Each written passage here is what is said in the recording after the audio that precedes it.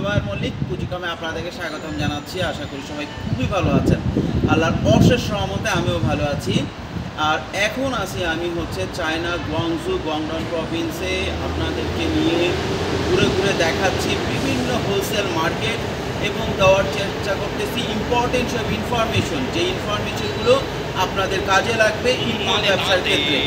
এটা একটা খুবই বিজি এরিয়া, একটা মার্কেট এরিয়া, এখানে প্রচণ্ড ক্রাউড। তারপরেও কিছু ইনফরমেশন আপনাদের সাথে শেয়ার করা খুবই প্রয়োজন মনে হলো, তাই শেয়ার করছি। আপনাদেরকে আমি বলার চেষ্টা করতেছি যে তিনটা কমন একটা ভুল ধারণা নিয়ে আমরা অনেকে চায়নাতে আসি এবং এই কারণে আমাদের কাজ করতে অনেক সময় মানসিকভাবে আমরা দুর্বল হয়ে পড়ি। প্রথম যেই ভুল ধারণা সেটা হচ্ছে চায়নাতে সব কিছু খুবই সস্তা।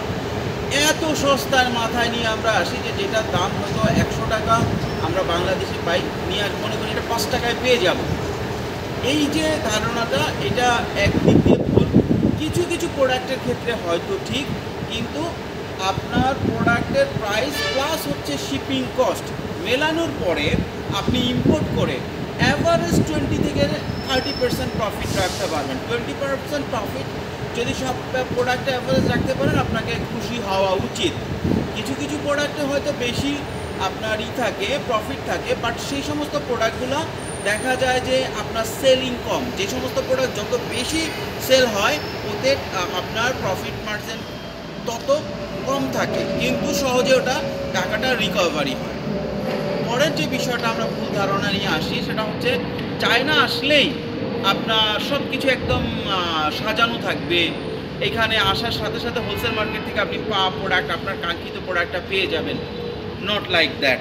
আপনি চায়না আসার পরেও আপনাকে প্রচুর পরিশ্রম করার মন মানসিকতা রাখতে হবে। আমি যখন আমার গ্রুপদের বলি, যে সমস্ত টিম আসে যারা নতুন ইম্পোর্টার আসে, তাদেরকে বলি ভাই মিনিমাম 10 থেকে 12টা হোলসেল মার্কেট ঘুরতে হবে 5 দিনে। ভাই এত ঘুরবো কেন, এত কষ্ট, এখানে এত হাঁটতে হয়?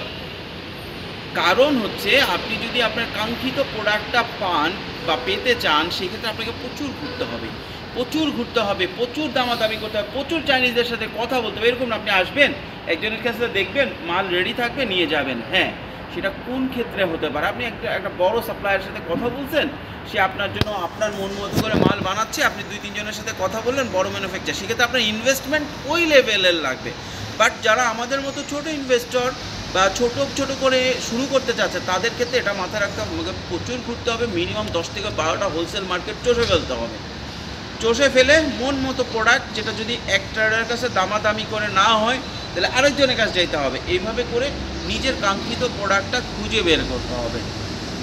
এবং থার্ড এবং মোস্ট ইম্পর্টেন্ট যে জিনিস, সেটা যে চায়না আসলে অনেক ব্যবসা। হ্যাঁ, এইটা ঠিক যে চায়না আসলে অনেক প্রোডাক্ট, অনেক অপরচুনিটি, বাট এই অপরচুনিটিটাকে যদি ক্যাশ করতে হয় তাহলে আপনাকে পরিশ্রম করতে হবে। এখান থেকে মাল খুঁজে বের করে কিনতে হবে, সেটা শিপমেন্ট করতে হবে, শিপমেন্ট কস্ট পারফেক্টলি বের করে শিপমেন্ট করতে হবে, মাল রিসিভ করতে হবে, যেটা এইটা অনেক বড় একটা কাজ। এরপরে ওই প্রোডাক্ট নিয়ে বিক্রি করতে হবে, তারপরে প্রফিট। চায়না আসলেই কোনো প্রফিট না।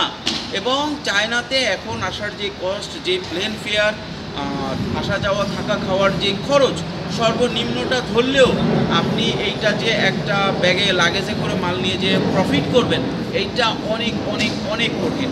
এবং এই বুদ্ধি অনেকে করতে যায় লাভের জায়গায় লস করে ফেলে।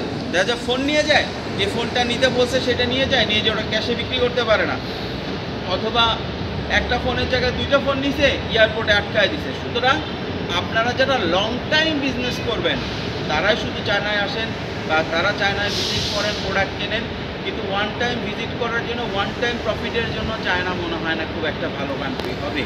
এবং আপনারা যদি লং টাইম বিজনেস করতে চান, চায়না অনেক ভালো কান্ট্রি, তবে পরিশ্রম করার এবং যে মাল নেবেন ওটা বিক্রি করে প্রফিট জেনারেট করার মন মানসিকতা থাকতে হবে। ধন্যবাদ।